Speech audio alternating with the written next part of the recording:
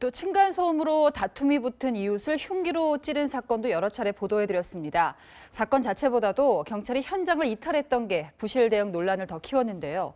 저희가 피해자 가족 이야기를 직접 들어봤습니다.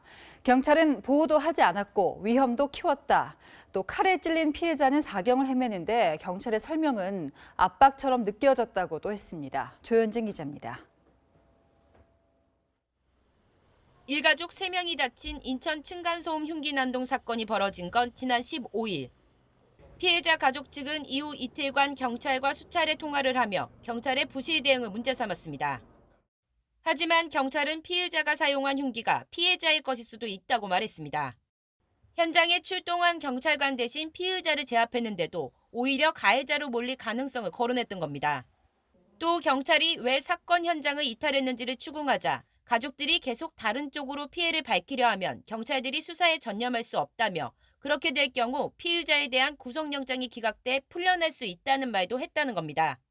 부실 대응에 대한 문제 제기는 영장 발부 이후에 하라는 설명도 있었지만 이런 설명이 문제 제기를 막으려는 압박처럼 느껴졌다고 가족 측은 주장했습니다. 인천 논현경찰서는 이에 대해 사건 발생 후 피해자들을 적극 지원하고 있으며 직원들을 조사했지만 가족이 주장하는 발언은 아무도 하지 않았다고 반박했습니다.